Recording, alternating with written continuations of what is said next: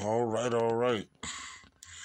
Mississippi Survivor coming back at you. I told you we had to do this update. It took me no, it didn't take that long to get everything up and running.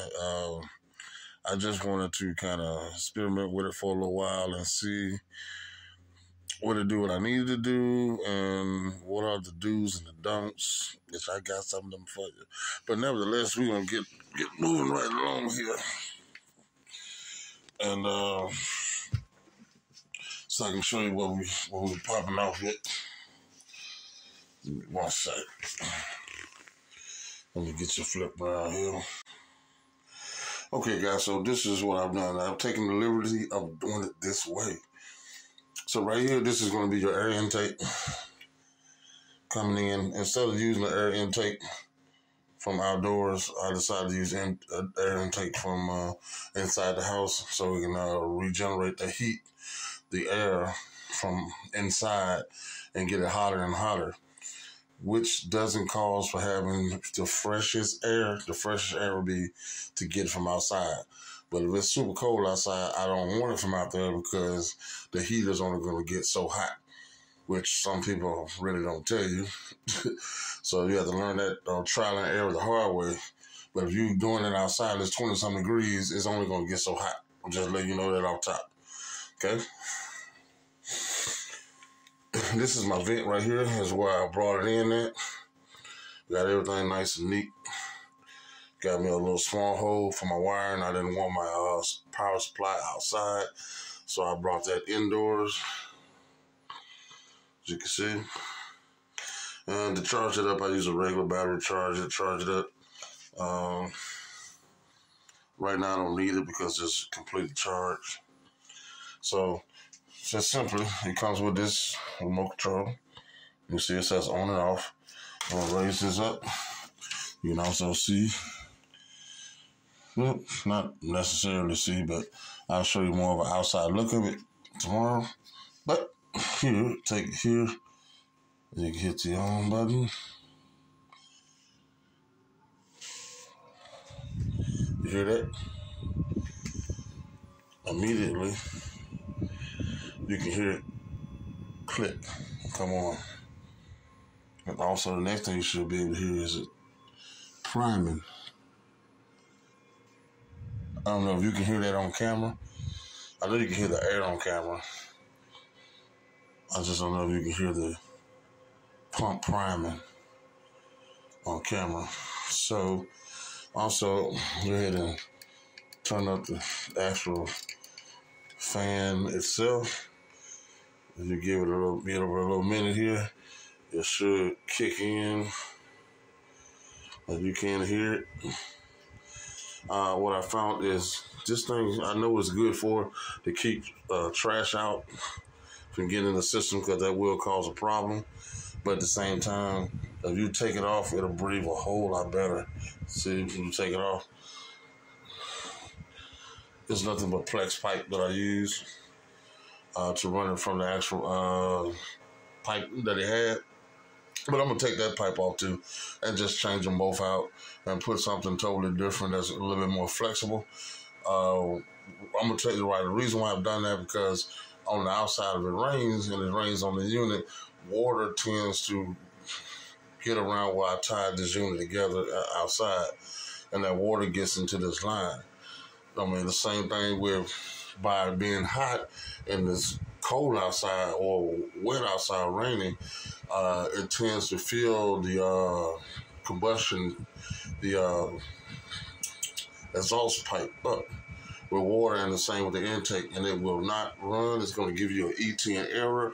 If you ever have a diesel heating that gives you an E10 error, it says there's tons of other things it could be, but if you get an E10 error, the best E10, if you get an E10 error, it's going to end up being something with your air or your exhaust out. And in my case, the exhaust filled up with water. It was like you can fill up part of a glass with it. And then amazingly, the same thing was going on with the air intake. And the reason why after I did research and I knew it was true, I heard when I had it running, it was like it was underwater, and I was like, okay, well, maybe just because it's raining. Well, what happened was water was going into the system. I thought it was going into the combustion chamber, but it was actually going into the air intake and going into the exhaust at the same time. And amazing to me is how it can go into the exhaust chamber, into the exhaust that way, and it was hot. But hey, actually, what it was doing with it was because it was using the air inside the house. It was making moisture inside the actual exhaust itself, but it was coming from outside, fresh cold air. It may have not done as bad, but I don't think it helped at all because it was raining. I shouldn't have ran it while it was raining at all, and that would have solved that problem. Now you can hear that it's kicking in louder. I know you can hear it. I can hear it. I'm trying to make sure I don't have it blowing directly into the actual phone. If it was, you won't be able to hear anything I'm saying. But this is what we're dealing with here. It's just a simple screener to keep trash and dirt out. You cover it up. Just that also has on the outside there. On the outside it has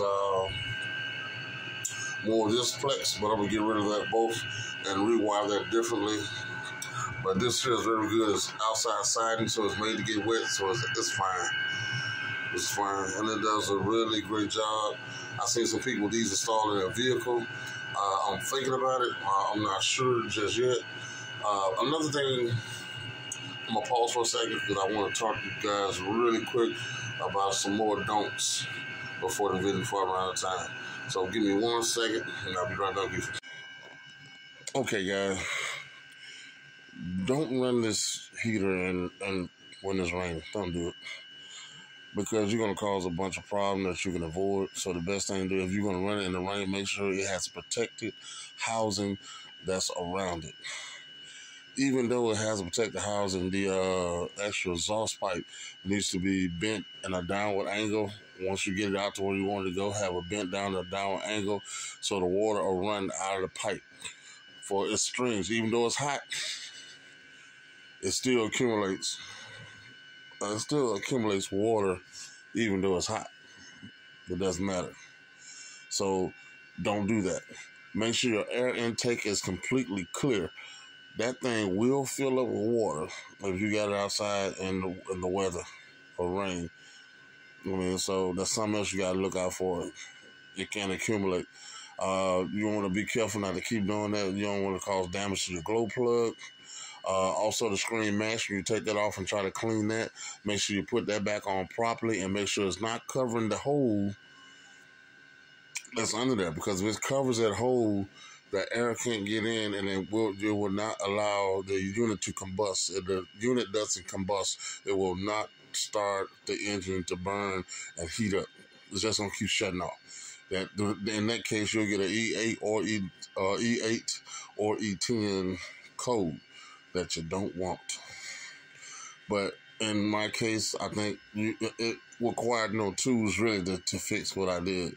I mean, well, a screwdriver, unscrew those two hoses and dump all the water out of them, whatever, and then let it run. Let it reprime itself and let it run and let it get really hot. I'll run on high and let it get hot and let it burn everything out of that exhaust itself, okay? So that's something you definitely need to do. So those are some don'ts that you don't do. And for Success of how's it running, it runs excellent. I have to keep it on low because it will burn you completely out of a room. You close the door, you're not standing there. It's that hot. If you have the exhaust inside, recirculating the air inside, getting it hotter. If you got it outside, 24-degree weather, you're going to freeze because it's never going to get hot enough, okay? All right. So that is an update on the diesel heater, Mississippi Survivor. Remember to prep, pray, and do something. Don't just sit there and look stupid. Do something. If you want something to happen, you want to get yourself prepared, do something. Works. Faith without works is dead. Mississippi Survivor, I love you, and I'm out.